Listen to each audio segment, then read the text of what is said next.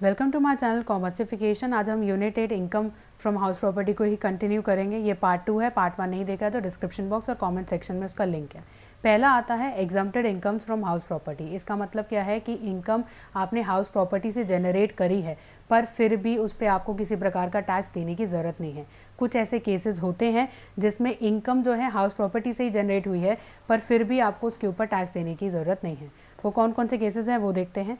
पहला आता है फार्म हाउस। फार्म हाउस का मतलब यहाँ पे वो नहीं है जहाँ पे शादी और पार्टियाँ होती हैं।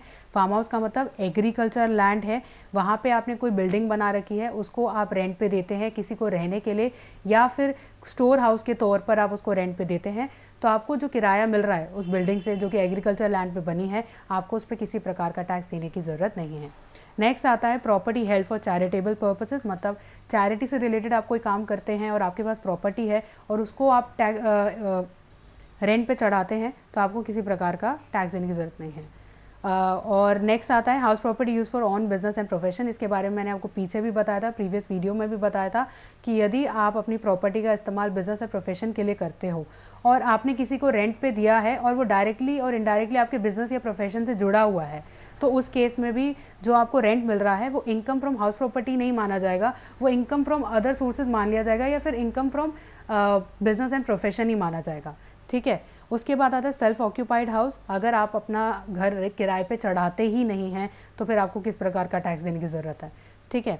Next is house property of registered trade union and local authority. अगर रजिस्टर्ड ट्रेड यूनियन या लोकल अथॉरिटी की हाउस प्रॉपर्टी है और अगर वो इस प्रॉपर्टी का इस्तेमाल मतलब किराए पे देते हैं किसी को और उनको किराया मिलता है तो वो भी इनकम फ्रॉम हाउस प्रॉपर्टी के अंदर कंसिडर नहीं होगा। Palace of ex Indian ruler. Then is house property held by political party. अगर कोई किसी पॉलिटिकल पार्टी ने हाउस प्रॉपर्टी को हेल्ड किया हुआ है, उससे कोई वो इनकम जनरेट कर रहा है, तो उसका taxation income from house property के अंतर्गत नहीं होगा। ये 7 केसेस ऐसे थे जिसमें ऐसा है कि इनकम फ्रॉम हाउस प्रॉपर्टी तो है पर उसका टैक्सेशन हम इनकम फ्रॉम हाउस प्रॉपर्टी के अंदर नहीं करते हैं। आगे बढ़ते हैं। कुछ इंपॉर्टेंट पॉइंट्स हैं, इसका ध्यान रखना है। पहला ये है income from house property situated abroad. मतलब कि आपकी एक प्रॉपर्टी है फॉरेन कंट्री में सिचुएटेड है। एग्जाम्पल से डायरेक्ट बताऊंगी। समझ लीजिए आपकी एक अमेरिका में प्रॉपर्टी है, आपने वहाँ पे अमेरिका में उस प्रॉपर्टी को रेंट पे चढ़ा रखा है। ठीक है। और आप जो है उसकी इनकम भी वहीं रिसीव कर रहे हैं, मतलब आप रेंट भी वहीं पे रिसीव कर रहे हैं। तो इस केस में इंडिया में टैक्स कौन पे करेगा उस इनकम पे जो अमेरिका में कमा रहे हो आप? उस केस में सिर्फ और सिर्फ ROR ही टैक्स पे करेगा। ROR क्या होता है? Resident and ordinary resident. और इसको हमने रेजिडेंशियल स्टेटस की यूनिट में पढ़ा था। अगर आपको समझ में नहीं आ रहा तो आप वो यूनिट ज़रूर देखें, तो आपको ये कंसेप्ट आराम से समझ में आ जाएगा। फिर से बोल रही हूँ, समझ लीजिए आपके पास एक अमेरिका में प्रॉपर्टी है, आपने रेंट पे चढ़ाया हुआ है वहाँ पे अमेरिका में, और आपको रेंट भी अमेरिका में ही रिसीव होता है, अमेरिका में ही रिसीव होता है। तो इस केस में इंडिया में टैक्स कौन पे करेगा? केवल ROR assessee या इंडिविजुअल ही हमारे इंडिया में टैक्स पे करेगा। समझ में आ गया? नेक्स्ट आता है इनकम अगर इंडिया में रिसीव हुई होती, तो आपकी अमेरिका में प्रॉपर्टी है, आपने वहाँ रेंट पे चढ़ा रखा है, पर आपको जो रेंट है इंडिया में रिसीव हो रहा है, इंडिया में रिसीव हो रहा है, तो इस केस में चाहे हो आप ROR हो, R&NOR हो, मतलब resident and non ordinary resident हो, या चाहे आप इंडिया के नॉन रेजिडेंट हो, इन तीनों को इंडिया में ही टैक्स पे करना पड़ेगा। क्यों? क्योंकि आपको इनकम जो है, रेंट जो है, इंडिया में रिसीव हो रहा है। बात समझ में आ गई? नेक्स्ट आता है डिस्प्यूटेड ऑनरशिप। डिस्प्यूटेड ऑनरशिप का मतलब क्या होता है कि कोई प्रॉपर्टी है जिसमें कोई झगड़ा चल रहा है, मतलब अभी हमें कुछ डिसीजन नहीं पता कि इसका मेन मालिक कौन बनेगा, तो कोई झगड़ा चल रहा है उस प्रॉपर्टी से रिलेटेड। तो इस केस में टैक्स कौन पे करेगा? समझ लीजिए, एक और एग्जांपल लेते हैं।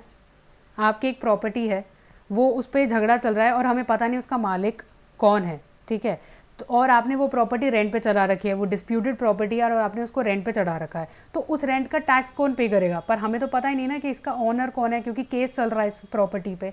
तो इस केस में इनकम टैक्स डिपार्टमेंट डिसाइड करता है कि उस प्रॉपर्टी पर टैक्स कौन पे करेगा। ठीक है। सिंपल सा याद रखना, इनकम टैक्स डिपार्टमेंट डिसाइड करता है कि उस प्रॉपर्टी पे कौन टैक्स पे करेगा, जो डिस्प्यूटेड प्रॉपर्टी आता है। Next is composite rent. इसके बारे में मैंने प्रीवियस वीडियो में बताया था, फिर भी बता देती हूँ। कॉम्पोजिट रेंट का मतलब क्या होता है कि जब आप अपनी बिल्डिंग के साथ साथ या अपने फ्लैट के साथ साथ आप और सुविधाएं भी देते हैं, मतलब जैसे कि आपने फर्नीचर दे दिया या और कोई सर्विस दे दी, सिक्योरिटी गार्ड की, पार्किंग की, ये सब सुविधाएं देते हैं, तो उसका टैक्सेशन कैसे होता है वो मैंने आपको प्रीवियस वीडियो में बताया था, वो ज़रूर देखिएगा। नेक्स्ट आता है प्रॉपर्टी ऑन्ड बाय को ऑनर्स। इसका मतलब क्या है कि एक प्रॉपर्टी है, उसके 2 या 2 से ज़्यादा मालिक है। क्या मतलब हुआ इसका? एक प्रॉपर्टी है, उसके 2 या 2 से ज़्यादा मालिक है, ठीक है। अब इसमें कैसे हम इसमें कैलकुलेशन कैसे करते हैं? देखिए, जो आपका शेयर है उस प्रॉपर्टी में, आपको उस शेयर से जितनी, जो प्रॉपर्टी में आपका शेयर है उस शेयर से जितनी भी आपको इनकम जनरेट हो रही है वो आप अपनी टोटल इनकम में ऐड कर देना। समझ में आ गया? इसका कैलकुलेशन ऐसे होता है। अब देखते हैं इनकम फ्रॉम सबलेटिंग। सबलेटिंग का मतलब क्या होता है? आपने किसी को किराए पे दिया है घर अपना और वो किराएदार किसी और को किराए पे दे रहा है, ठीक है। एग्जाम्पल से समझते हैं। मिस्टर टॉम की एक प्रॉपर्टी है, ये जो मैंने घर दिखाया है ये मिस्टर टॉम की प्रॉपर्टी है, वो उसका इस घर का मालिक है और वो मिस्टर जेरी को रेंट पे दे देता है 10,000 रुपीज़ में, ठीक है। मिस्टर टॉम के लिए ये जो 10,000 है इनकम फ्रॉम हाउस प्रॉपर्टी है, तो मिस्टर टॉम जो है 10,000 पे टैक्स देगा, ये मानते हुए income from house property. Mister Jerry क्या करता है? जो फर्स्ट फ्लोर का आधा हिस्सा है, ये वाला जो आधा हिस्सा है, मिस्टर जेरी जो है मिस्टर लीवाई को रेंट पे दे देता है। लीवाई को रेंट पे दे देता है 4,000 रुपये में। इसी को हम सब लेटिंग करना कहते हैं, क्योंकि जेरी तो इस घर का मालिक नहीं है, जेरी इस घर का मालिक नहीं है, टॉम इस घर का मालिक है, फिर भी जेरी जो है लीवाई को रेंट पे दे देता है 4,000 रुपये में, जिसे हम सब लेटिंग करना कहते हैं। इस केस में जो मिस्टर जेरी 4,000 रुपये लीवाई से कमा रहा है वो इनकम फ्रॉम हाउस प्रॉपर्टी नहीं कहलाएगी, वो इनकम फ्रॉम अदर सोर्सेज कहलाएगी। ऐसा क्यों हो रहा है? 4,000 को हम इनकम फ्रॉम हाउस प्रॉपर्टी क्यों नहीं कंसिडर कर रहे हैं? हम इसलिए कंसिडर नहीं कर रहे हैं क्योंकि मिस्टर जेरी इस घर का मालिक नहीं है, मिस्टर टॉम इस घर का मालिक है। बात समझ में आ गई? इस कंसेप्ट को हम कहते हैं सब लेटिंग करना, कि मतलब आपने किसी को किराए पे दिया, आप मकान मालिक हो, आपने आपने किराएदार रखा और उस किराएदार ने किसी और को रेंट पे दे दिया, तो इसको हम सब लेटिंग करना कहते हैं। अब एनुअल वैल्यू देखते हैं। जैसा मैंने आपको बताया था कि जो हम इनकम फ्रॉम हाउस प्रॉपर्टी का कैलकुलेशन है एनुअल वैल्यू पे करते हैं, हम रेंटल वैल्यू पे नहीं करते हैं, इसीलिए एनुअल वैल्यू को समझना बहुत ज़रूरी है। एनुअल वैल्यू का जो डेफिनेशन है इनकम टैक्स एक्ट 1961 के सेक्शन 23(1)(a) में दिया गया है, जिसका मतलब ये होता है कि अगर आप अपनी प्रॉपर्टी को लेट आउट करते हैं साल दर साल, तो आप कितना रेंट एक्सपेक्ट करते हैं अपनी प्रॉपर्टी से, या कितना रेंट एक्सपेक्ट किया जा सकता है, उसको हम एनुअल वैल्यू कहते हैं। Annual value is equal to reasonable rent भी हम बोल सकते हैं। एनुअल वैल्यू की कैलकुलेशन में आपको 4 चीज़ों का ध्यान रखना है। सबसे पहले आता है एक्चुअल रेंट, मतलब कि आपको आपके किराएदार से आपकी प्रॉपर्टी पर या आपके फ्लैट पर कितना किराया मिल रहा है। जो आपने अपनी प्रॉपर्टी किराए पे दे रखी है या आपने जो अपना फ्लैट किराए पे दे रखा है, आपको कितना किराया मिल रहा है अपने किराएदार से, वो एक्चुअल रेंट हुआ। दूसरा आता है म्युनिसिपल वैल्यू। म्युनिसिपल अथॉरिटी के हिसाब से आपकी प्रॉपर्टी को अगर हम लेट आउट करते हैं, आपकी प्रॉपर्टी जो लेट आउट होती है या फिर आपका फ्लैट जो लेट आउट होता है, तो कितना रेंट होना चाहिए म्युनिसिपल अथॉरिटी के हिसाब से, आपके फ्लैट और आपकी प्रॉपर्टी का कितना रेंट होना चाहिए, वो म्युनिसिपल वैल्यू होती है। फेयर रेंट का मतलब क्या होता है कि जिस लोकेलिटी में आप रह रहे हो, जिस लोकेलिटी में रह रहे हो या जिस सोसाइटी में आप रह रहे हो, किसी के पास आप जैसी ही प्रॉपर्टी है या फिर आप जैसा ही फ्लैट है, तो वो कितना रेंट ले रहा है अपनी प्रॉपर्टी का, और या फिर वो अपना कितना किराया ले रहा है अपने फ्लैट का, ठीक है, उसको हम फेयर रेंट कहते हैं। Next is standard rent. Standard rent का मतलब क्या होता है? रेंट कंट्रोल एक्ट के अंतर्गत, रेंट कंट्रोल एक्ट के अंतर्गत आप कितना मैक्सिमम रेंट अपने किराएदार से ले सकते हो, ठीक है। एक लिमिट सेट होती है रेंट कंट्रोल एक्ट के अंतर्गत, जितना आप अपने किराएदार से किराया ले सकते हो, वो स्टैंडर्ड रेंट होता है। अब एनुअल वैल्यू की कैलकुलेशन देखते हैं नॉर्मल केसेस में। सबसे पहले आपको देखना है कि एक्सपेक्टेड रेंट कैसे निकालते हैं। सबसे पहले स्टेप 1 है एक्सपेक्टेड रेंट निकालने का। एक्सपेक्टेड रेंट क्या होता है? म्युनिसिपल वैल्यू और फेयर रेंट में से जो ज़्यादा होगा आप वो लेंगे, पर subject to the maximum of standard rent. Example से समझते हैं डायरेक्टली।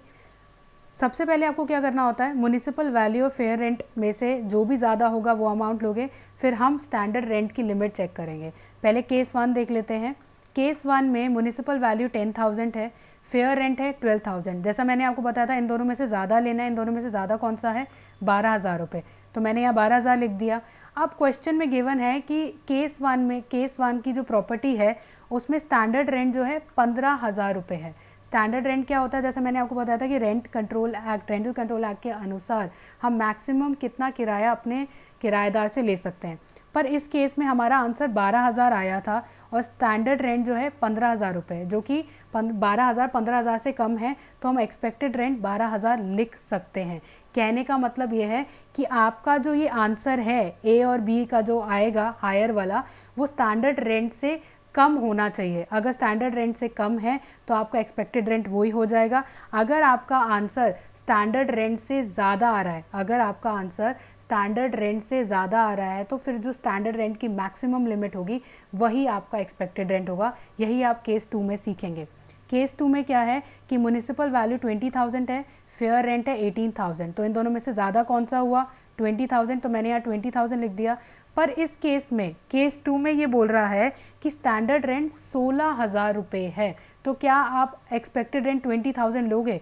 नहीं, हम 16,000 रुपये एक्सपेक्टेड रेंट लेंगे, क्योंकि स्टैंडर्ड रेंट के अनुसार मैक्सिमम लिमिट 16,000 है कि हम 16,000 ही अपने किराएदार से ले सकते हैं। केस 3 देख लेते हैं। म्युनिसिपल वैल्यू 30,000 है, फेयर रेंट गिवन नहीं है, तो फिर हमारा एक्सपेक्टेड रेंट हम 30,000 मानेंगे। अब हमें स्टैंडर्ड रेंट चेक करना होगा। स्टैंडर्ड रेंट गिवन है 25,000। अगर हमारा स्टैंडर्ड रेंट 25,000 है तो हम 30,000 को एक्सपेक्टेड रेंट नहीं ले सकते हैं, हमें 25,000 लेना होगा। बात समझ में आ गई? कहने का मतलब ये है कि अगर ये जो आप ए और बी में से निकालते हो जो ज़्यादा होता है, अगर ये अमाउंट स्टैंडर्ड रेंट से कम है तो फिर तो ठीक है, वो आपका एक्सपेक्टेड रेंट हो जाएगा। लेकिन अगर ये स्टैंडर्ड रेंट से ज़्यादा हो जाता है, अगर ये स्टैंडर्ड रेंट से ज़्यादा हो जाता है तो स्टैंडर्ड रेंट की मैक्सिमम लिमिट ही लोगे। जैसे इस केस में था, आपका 30,000 आ रहा था, आपने 25,000 ही लिया। इस केस 2 में भी यही था कि आपका 20,000 आ रहा था पर स्टैंडर्ड रेंट 16,000 बोला गया है, तो आप 16,000 ही एक्सपेक्टेड रेंट लोगे, क्योंकि ये मैक्सिमम लिमिट सेट है। आई होप आपको समझ में आ गया कि एक्सपेक्टेड रेंट कैसे निकालते हैं। नेक्स्ट आता है ग्रॉस एनुअल वैल्यू। जब आप एक्सपेक्टेड रेंट निकाल लेते हैं तो अब हमें निकालनी होती है ग्रॉस एनुअल वैल्यू। उसमें कैसे निकालते हैं? एक्सपेक्टेड रेंट और एक्चुअल में आपको कितना किराया मिल रहा है, विच एवर इज़ हायर। बात समझ में आ रही है? जो आपने एक्सपेक्टेड रेंट का कैलकुलेशन स्टेप 1 में किया है और जो एक्चुअल रेंट आपको मिला है, विच एवर इज़ हायर, इन दोनों में से जो ज़्यादा होगा। अब मैं तीनों वही केस ले रही हूँ, उसमें सिर्फ ऐड कर दिया मैंने एक्चुअल रेंट। आपको एक्चुअल रेंट मिल रहा है 15,000 रुपये और पीछे वाले केस में मैंने निकाला था 12,000 रुपये हमारा एक्सपेक्टेड रेंट आ रहा था। इन दोनों में से हायर कौन सा है?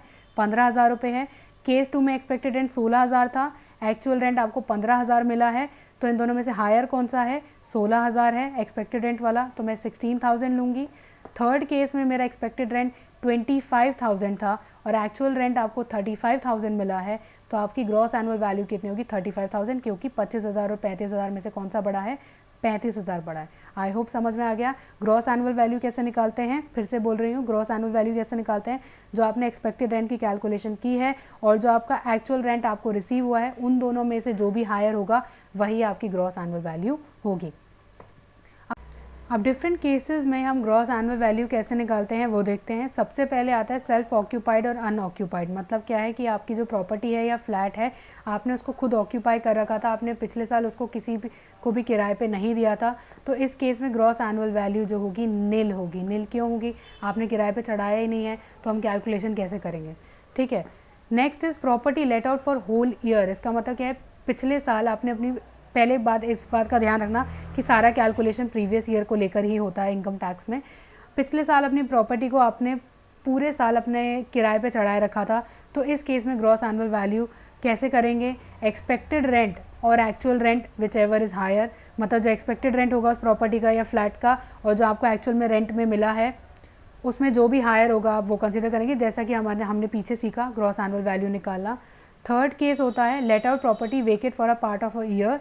इसका मतलब क्या है कि आपने पिछले साल कुछ महीने आपकी प्रॉपर्टी या फ्लैट किराए पे चढ़ा हुआ था और कुछ महीने वो खाली पड़ा रहा। मैंने क्या बोला? पिछले साल कुछ महीने आपकी प्रॉपर्टी किराए पे चढ़ी हुई थी और कुछ महीने वो खाली पड़ा रहा था, तो इस केस में ग्रॉस एनुअल वैल्यू कैसे निकालते हैं? एक्सपेक्टेड रेंट इस केस में हम पूरे साल का कंसीडर करेंगे, मतलब प्रीवियस ईयर का हम एक्सपेक्टेड रेंट पूरे साल का कंसीडर करेंगे। ऐसा नहीं है कि आपका कुछ महीने खाली पड़ा रहा तो हम एक्सपेक्टेड रेंट फिर हम उतने ही पीरियड का लेंगे जितना पीरियड आपका किराए पे मकान चढ़ा हुआ था। ऐसा नहीं है, एक्सपेक्टेड रेंट आपको पूरे साल का ही कंसीडर करना है, लेकिन एक्चुअल रेंट आप एक्चुअल वाला ही देखना। एक्चुअल का मतलब ये है कि एक्चुअल में आपको जितने पीरियड के लिए किराया मिला था, समझ लीजिए, एग्जाम्पल समझाती हूँ, कोई कन्फ्यूजन नहीं होगा। पिछले साल जो था आपने एक्सपेक्टेड रेंट आप पिछले साल का पूरा कंसीडर करोगे, पर एक्चुअल रेंट आपने 6 महीने आपने किराए पे आपका चढ़ा रहा था, 6 महीने खाली रहा था, तो आप एक्चुअल रेंट सिर्फ और सिर्फ 6 महीने का ही कंसीडर करना। बात समझ में आ गई? पर एक्सपेक्टेड रेंट आप पूरे 12 महीने का कंसीडर करोगे, इस बात का ध्यान रखना। अब इस केस में अगर आपका एक्चुअल रेंट एक्सपेक्टेड रेंट से ज़्यादा है, मैंने क्या बोला, अगर आपका एक्चुअल रेंट एक्सपेक्टेड रेंट से ज़्यादा है तो आपकी gross annual value actual rent के बराबर होगी। मैंने क्या बोला, एक्चुअल रेंट अगर एक्सपेक्टेड रेंट से ज़्यादा है तो आपकी gross annual value actual rent के बराबर होगी। सेकेंड केस ये है, अगर आपका एक्चुअल रेंट एक्सपेक्टेड रेंट से कम है, मतलब कि एक्सपेक्टेड रेंट ज़्यादा है और एक्चुअल रेंट कम है, फिर भी gross annual value actual value के ही बराबर रहेगी। इसलिए है क्योंकि इनकम टैक्स के अनुसार अगर आपका घर कुछ महीने के लिए खाली पड़ा रह गया और एक्सपेक्टेड रेंट ज़्यादा हो गया और एक्चुअल रेंट कम हो गया, फिर भी आप gross annual value actual rent के बराबर ही लोगे। समझ में आ गया? आगे बढ़ते हैं। आपने लेट आउट की थी प्रॉपर्टी पिछले साल कुछ महीने के लिए और फिर कुछ महीने आपने प्रॉपर्टी खुद इस्तेमाल की, मतलब 6 महीने समझ लीजिए आपने किराए पे चढ़ा दी थी पिछले साल और फिर 6 महीने आपने खुद इस्तेमाल की। तो इस केस में आप ग्रॉस एनुअल वैल्यू कैसे निकालेंगे? इस बात यहाँ पे भी एक बहुत इंपॉर्टेंट पॉइंट है जिसका ध्यान रखना है। एक्सपेक्टेड रेंट यहाँ पे भी हम पूरे साल का कंसीडर करेंगे, एक्सपेक्टेड रेंट भी यहाँ पे भी हम पूरे साल का कंसीडर करेंगे। इसका मतलब ये नहीं है कि आपने लेट आउट 6 महीने के लिए किया था तो आप एक्सपेक्टेड रेंट जो है 6 महीने का कंसीडर करेंगे, ऐसा नहीं है। एक्सपेक्टेड रेंट आप पूरे साल का कंसीडर करेंगे, पर एक्चुअल रेंट जो है, जो एक्चुअल पीरियड में जो आपको रेंट मिला था उतना कंसीडर करेंगे, जैसे मैंने पीछे वाले केस में बताया। अब GAV कैसे निकालते हैं इसमें? GAV मतलब ग्रॉस एनुअल वैल्यू कैसे निकालते हैं? एक्चुअल रेंट कितना था और एक्सपेक्टेड रेंट कितना था, इन दोनों में से जो हायर होगा वो आपका GAV हो जाएगा। ठीक है, अब हम इसे एग्जाम्पल से समझते हैं। केसेस लिए हैं मैंने अलग अलग सिचुएशन के साथ, क्वेश्चन को समझते चलेंगे। सबसे पहला केस आता है कि स्टैंडर्ड रेंट क्वेश्चन में गिवन नहीं है। स्टैंडर्ड रेंट का जो हमें रेंट कंट्रोल एक्ट के अंतर्गत बताया है वो क्वेश्चन में गिवन नहीं है, तो इसका कैलकुलेशन कैसे होता है वो देखते हैं। म्युनिसिपल वैल्यू 10,000 क्वेश्चन में गिवन है, फेयर रेंट 16,000 है। मैंने क्या बताया था, इन दोनों में से हायर लेते हैं सबसे पहले, तो आ जाएगा 16,000। 16,000 इनमें ज़्यादा है, स्टैंडर्ड रेंट गिवन ही नहीं है, तो डायरेक्ट हमारा एक्सपेक्टेड रेंट कितना हो जाएगा? 16,000 रुपये। एक्चुअल में आपको रेंट मिला है 15,000 रुपये, आपको एक्चुअल में रेंट मिला है 15,000 रुपये। अब ग्रॉस एनुअल वैल्यू निकालने के लिए क्या करेंगे इस सिचुएशन में? 16,000 और 15,000 में से जो ज़्यादा होगा वो आपकी ग्रॉस एनुअल वैल्यू होगी। तो इसमें ज़्यादा कौन सा है? 16,000 है, तो मैंने यहाँ 16,000 लिख दिया। समझ में आ गया? सिंपल है। नेक्स्ट सिचुएशन ये है कि स्टैंडर्ड रेंट क्वेश्चन में गिवन है अंडर रेंट कंट्रोल एक्ट, तब कैसे कैलकुलेशन होगा? म्युनिसिपल वैल्यू 10,000 है, फेयर रेंट 16,000 है। सबसे पहले इन दोनों में से हायर देखेंगे, इन दोनों में से ज़्यादा कौन सा है? 16,000 रुपये है, तो हम यहाँ 16,000 लिख लिया। स्टैंडर्ड रेंट क्वेश्चन में गिवन है 12,000। ये स्टैंडर्ड रेंट का मतलब क्या बताया था कि आप अपनी प्रॉपर्टी का जो अगर किराए पे चढ़ाते हो तो आप मैक्सिमम रेंट कितना ले सकते हो अपने किराएदार से, जो कि 12,000 इस क्वेश्चन में गिवन है। आपका एक्सपेक्टेड रेंट 12,000 होगा, 16,000 नहीं होगा। क्यों नहीं होगा? क्योंकि जब आपकी फ़िक्स है कि आप 12,000 से ज़्यादा ले ही नहीं सकते हो अपने किराएदार से, तो 16,000 हम कैसे ले सकते हैं एक्सपेक्टेड रेंट? तो इसीलिए यहाँ पे 12,000 लिया है, 16,000 नहीं लिया है, क्योंकि लिमिट सेट है। उसके बाद इस प्रॉपर्टी का आपको एक्चुअल में किराया 15,000 रुपये मिलता है, इस प्रॉपर्टी का एक्चुअल में किराया 15,000 रुपये मिलता है। ग्रॉस एनुअल वैल्यू कैसे निकालेंगे? एक्सपेक्टेड रेंट और एक्चुअल में कौन सा ज़्यादा होगा? एक्सपेक्टेड रेंट 12,000 है, एक्चुअल रेंट 15,000 है, तो इन दोनों में से ज़्यादा क्या हुआ? 15,000 हुआ, तो ये आपकी ग्रॉस एनुअल वैल्यू हो गई। Third situation, self occupied. आपने प्रॉपर्टी सेल्फ ऑक्यूपाई कर रखी थी, इसमें भी हमें क्वेश्चन में गिवन है कि 10,000 वैल्यू, हमें इससे लेना देना है ही नहीं, म्युनिसिपल वैल्यू 10,000 की है, क्योंकि अगर आपकी प्रॉपर्टी सेल्फ ऑक्यूपाइड है, आपने किराए पे चढ़ाई नहीं है, तो उसकी ग्रॉस एनुअल वैल्यू निल होगी। मैंने पीछे भी बताया था ये। फोर्थ सिचुएशन ये है कि आपने प्रॉपर्टी को लेट आउट किया था थोड़े समय के लिए और फिर आपकी प्रॉपर्टी कुछ समय के लिए खाली पड़ी रह गई। जैसा मैंने आपको पीछे एग्जांपल बताया था कि प्रॉपर्टी 6 महीने के लिए आपने किराए पे चढ़ाई थी और 6 महीने खाली पड़ी रही, तो ये इसी का ही एग्जांपल है। इस केस में हमने प्रॉपर्टी को 10 महीने किराए पे दे रखा था और 2 महीने वो खाली पड़ी रही थी। तो इसका कैलकुलेशन देखते हैं। म्यूनिसिपल वैल्यू क्वेश्चन में गिवन है 70,000 रुपये, फेयर रेंट है 80,000 रुपये। इन दोनों में से ज़्यादा कौन सा हुआ? 80,000 हुआ, तो पहले मैं 80,000 लिख दूंगी। क्वेश्चन में गिवन है स्टैंडर्ड रेंट 90,000 रुपये, क्वेश्चन में गिवन है स्टैंडर्ड रेंट 90,000 रुपये। अब मेरा एक्सपेक्टेड रेंट 80,000 होगा या 90,000 होगा? एक्सपेक्टेड रेंट मेरा 80,000 होगा। क्यों होगा? क्योंकि 80,000 एक्सपेक्टेड रेंट स्टैंडर्ड रेंट से कम है। जैसा मैंने आपको पीछे बताया था, फिर से बोल रही हूँ, अगर आपका ये जो अमाउंट आता है म्यूनिसिपल वैल्यू और फेयर रेंट में से जो ज़्यादा वाला अमाउंट आता है, अगर ये वाला जो अमाउंट आता है, ये वाला जो हायर ए एंड बी वाला जो अमाउंट आता है, अगर ये स्टैंडर्ड रेंट से कम है तो फिर तो ठीक है, ये आपका एक्सपेक्टेड रेंट हो जाएगा। अगर ये स्टैंडर्ड रेंट से ज़्यादा हो गया तो इस केस में जो स्टैंडर्ड रेंट की जो हायर लिमिट है, जो मैक्सिमम लिमिट है, वही आपका एक्सपेक्टेड रेंट होगा। मैं दूसरी बार ये बताया ताकि समझ में आ जाए। तो इस केस में मैं 80,000 लूँगी क्योंकि 80,000 90,000 से कम है। उसके बाद आता है आपको एक्चुअल रेंट 75,000 का मिला है, जो कि 10 महीने का है, 75,000 का मिला है। और ग्रॉस एनुअल वैल्यू कैसे निकालते हैं इस केस में? एक्सपेक्टेड रेंट और एक्चुअल रेंट में से कौन सा ज़्यादा है? इसमें एक्सपेक्टेड रेंट और एक्चुअल रेंट में से कौन सा ज़्यादा है? 80,000 है, पर फिर भी हमारी ग्रॉस एनुअल वैल्यू मैंने 75,000 क्यों ली? इस केस में एक्सपेक्टेड रेंट और एक्चुअल रेंट आपने देखा कि एक्सपेक्टेड रेंट 80,000 है, 80,000 आप देख सकते हैं 80,000 है, और एक्चुअल रेंट जो है 75,000 है। स्टिल मैं यहाँ पे 75,000 क्यों लिख रही हूँ ग्रॉस एनुअल वैल्यू में? मैंने आपको सिचुएशन बताई थी, इस केस में चाहे आपकी एक्चुअल वैल्यू एक्सपेक्टेड रेंट से कम होगी तो भी आप एक्चुअल वैल्यू को ही अपनी ग्रॉस एनुअल वैल्यू मानोगे। ठीक है। फिफ्थ सिचुएशन देखते हैं कि आपने प्रॉपर्टी को लेट आउट किया था थोड़े समय के लिए और फिर आपने जो थोड़े समय के लिए खुद इस्तेमाल करा। जैसे मैंने यहाँ पे 10 महीने ही कंसीडर किया है, 10 महीने के लिए आपने उसको किराए पे चढ़ाया था और 2 महीने आपने खुद इस्तेमाल कर लिया। तो इस केस में कैसे कैलकुलेशन होगा? म्यूनिसिपल वैल्यू 70,000 गिवन है, फेयर रेंट 80,000 है, इन दोनों में से ज़्यादा कौन सा हुआ? 80,000 ले लेंगे। स्टैंडर्ड रेंट के हिसाब से आप अपने किराएदार से कितना रेंट ले सकते हो? वो है 90,000 रुपये, और आपका एक्सपेक्टेड रेंट कितना हो जाएगा? 80,000 रुपये, क्योंकि 80,000 स्टैंडर्ड रेंट से कम ही है, तो फिर तो ठीक ही है, 80,000 डायरेक्ट लिख लेंगे। उसके बाद आपको एक्चुअल रेंट मिल रहा है 75,000। इस केस में मैंने पीछे रूल क्या बताया था ग्रॉस एनुअल वैल्यू निकालने का, कि जो एक्चुअल रेंट होगा और जो एक्सपेक्टेड रेंट होगा उन दोनों में से जो हायर होगा वो आपकी ग्रॉस एनुअल वैल्यू होगी। तो इस केस में एक्सपेक्टेड रेंट 80,000 है और एक्चुअल रेंट 75,000 है, तो आपकी ग्रॉस एनुअल वैल्यू कितनी हो गई? 80,000। समझ में आ गया? एक और इम्पॉर्टेंट पॉइंट मैं बताना चाहती हूँ। अगर क्वेश्चन में ऐसे गिवन है कि म्यूनिसिपल टैक्सेस 2,000 है, जो कि 10% ऑफ म्यूनिसिपल वैल्यू है, तो इस केस में आप म्यूनिसिपल वैल्यू का कैलकुलेशन कैसे करोगे? मैंने क्या बोला, डायरेक्ट क्वेश्चन में गिवन है कि 2,000 रुपये का जो टैक्स है, म्यूनिसिपल टैक्स है, वो है 10% ऑफ म्यूनिसिपल वैल्यू, और म्यूनिसिपल वैल्यू क्वेश्चन में गिवन नहीं है। तो इस केस में आप म्यूनिसिपल वैल्यू कैसे निकालें? म्यूनिसिपल वैल्यू मतलब ये वाली वैल्यू के बारे में बात कर रहे हैं, म्यूनिसिपल वैल्यू। इसका कैसे निकालोगे? आप 2,000 को मल्टीप्लाई कर दोगे इस परसेंट को उल्टा करके। मैंने क्या किया, 10% क्या होता है? 10/100 होता है। 10% अगर कोई हम परसेंट निकालते हैं तो हम उसका अपॉन करके 100 लिखते हैं ना, तो 10% का क्या होगा? 10/100 होता है। इसका बस आपको उल्टा कर देना है। मैंने क्या किया, 100/10 कर दिया, तो आपके पास टोटल म्यूनिसिपल वैल्यू 20,000 की आ जाएगी। समझ में आ गया? जो भी परसेंट होगा उसका उल्टा कर दो, आपके पास टोटल म्यूनिसिपल वैल्यू आ जाएगी। आई होप आपको ये सब कॉन्सेप्ट समझ में आ गए होंगे। आगे हम इस चैप्टर को कंप्लीट करने की कोशिश करेंगे विद प्रैक्टिकल क्वेश्चंस। अगर आपको ये मेरी वीडियो पसंद आई है तो लाइक कीजिए, शेयर कीजिए, सब्सक्राइब कीजिए मेरे चैनल कॉमर्सिफिकेशन को। Bye bye.